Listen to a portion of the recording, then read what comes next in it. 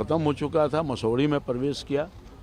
कुछ देर दोपहर के समय में जानकारी मिली कि वहाँ के स्थानीय विधायक रेखा देवी जी गई हैं वहाँ तिनेरी बूथ पर। यहाँ स्कूल में पोलिंग हो रहा था और अवैध ढंग से मतदान केंद्र में घुस करके पोलिंग को बाधित करने की कोशिश किया है। स्थानीय ग्रामीणों ने, आम जनता ने उसका प्रोटेस्ट किया, हंगामा हुआ। उस हंगामा के बारे में जानकारी के लिए मैं गया था, मगर वहाँ जाने के बाद जब मैं निकल करके एक दूसरे गांव में जा रहा था तो वहाँ पर पहले से लोग इकट्ठे थे।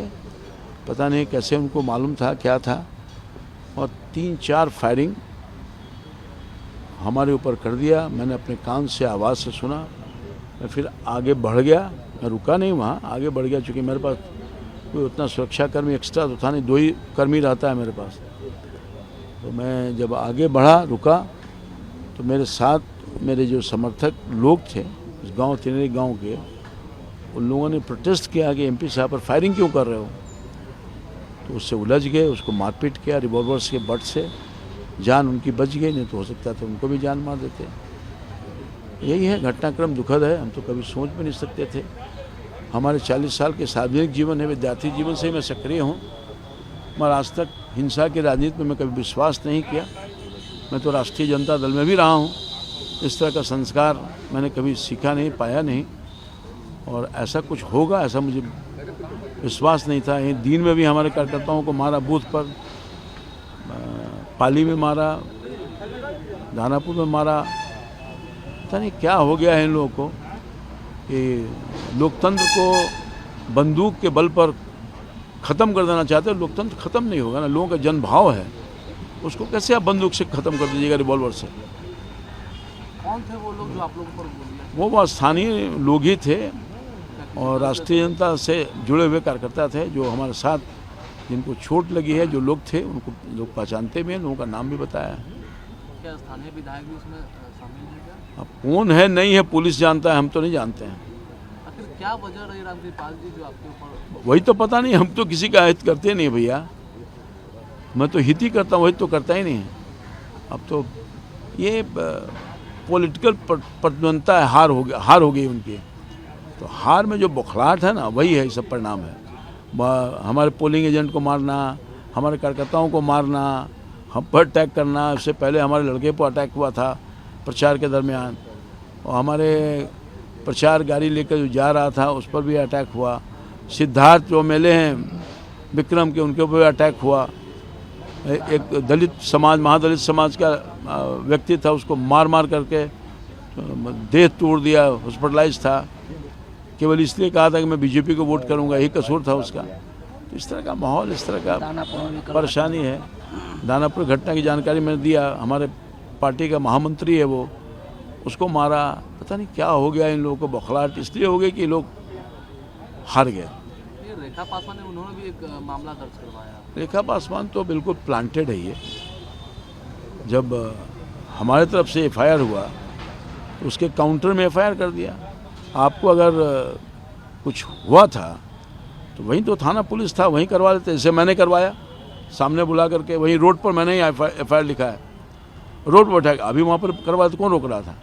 तो रात में आप करवा रहे हैं, हमारे एफआईआर के बाद आप एफआईआर करवा रहे हैं। चिन्हित कर रहे हैं जो हमारे कार्यकर्ता थे, वहाँ का मुखिया, महिला मुखिया, उसके ऊपर एफआईआर कर रहे हैं। बताइए, महिला मुखिया पर करवा रहे हैं, उसके पति पर करवा रहे हैं, और दूसरा हमारे जो समर्थक कार्यकर्ता थे उस पर करवा रहे हैं। तो दुर्भाग्यपूर्ण है। पुलिस जांच करेगी, दूध का दूध, पानी का पानी। सबसे पहली बात है कि रेखा देवी को वहाँ जाने का कौन अधिकार दे दिया? वो तो मतदाता नहीं थी वहाँ के। मतदान के पर आप जा सकते हैं अपना वोट देने के लिए। तिनेरी बूथ पर कैसे चले गए, किस हैसियत से गए, और पोलिंग बूथ के अंदर कैसे चलेगा? हमको बताया कि मैं पोलिंग बूथ में कहीं घुसा हूँ? हम खुद कैंडिडेट हैं, या मेरा कोई एजेंट है, या मेरा कोई समर्थक है? बताइए, कोई एक जगह पर हम लोग घुस के देखे हैं, हंगामा किया? उन लोगों ने भी बहुत कुछ किया है, बूथ को रिगिंग किया है, कहाँ कोई प्रोटेस्ट हुआ? हमारा तो आदमी किया नहीं कोई। वहाँ शांतिपूर्ण ढंग से सब हो रहा था, लाइन में लग करके वोट कर रहे थे, अच्छे ढंग से वोट आ रहा था, और बूथ को डिस्टर्ब कर दिया उन्होंने। जांच की मांग कर रहे हैं? जांच तो बिल्कुल, जांच तो एफआईआर किए हैं तो जांच नहीं होगा। से बात हुई है? हाँ, सबसे बात हुई। ये जिस तरीके से एग्जिट पोल के जो नतीजे हैं उसको लेकर आप लोग का बहुमत दिखा रहा है, पिछली बार फिर से प्रधानमंत्री बनने के लिए मैं आभार व्यक्त करना चाहता हूँ अपने महान जनता का, बिहार की जनता का, पाटलिपुत्र की जनता का, पटना की जनता का, जिन्होंने अपना आशीर्वाद मोदी जी को दे दिया पुनः देश की सेवा के लिए, गरीबों की सेवा के लिए, देश के निर्माण के लिए, राष्ट्र के विकास के लिए, भारत माता को मजबूत करने के लिए, और तीसरी दफ़ा भी उन्होंने अपना आशीर्वाद मोदी जी को दे दिया। इंडिया अलायंस है, कल बैठक हुई, उन्होंने कहा कि 295 प्लस। अरे वो तो 4 तारीख को पता चल जाएगा ना। वो सब हार की समीक्षा करने गए थे, बुरी तरह से हार गए हैं ना। अब साउथ में जहाँ भारतीय जनता पार्टी नहीं कुछ रहा है, वहाँ जब जीत रहा है, आप ही लोग बता रहे हैं, एग्जिट पोल बता रहा है, अब समझिए ना। हमको लगता है जो दिखा रहा है उससे कहीं ज़्यादा ही सीट आएगा, मुझे ऐसा लगता है। अरे अंडर करेंट था भाई, कल जिस उत्साह के साथ लोगों ने वोट दिया, मैं तो ऐसा कभी पोलिंग देखा ही नहीं था। आपके क्षेत्र में सबसे ज़्यादा आपके क्षेत्र में हाँ, सबसे अधिक वोट किया है। हमको लगता है 1 बजे तक 41% वोट कर दिया था, उत्साह के साथ वोट दिया। मोदी मैजिक है, देश चाहता है मोदी बने प्रधानमंत्री, पाटलिपुत्र की जनता चाहती है। एक तो हमको सेवा का अवसर दिया, अपने सेवा को चूँकि 5 साल ईमानदारी के साथ सेवा किया है, और फिर मोदी जी को तो प्रधानमंत्री बनाना ही बनाना है, इसीलिए इस जुनून के साथ लोगों ने वोट दिया है।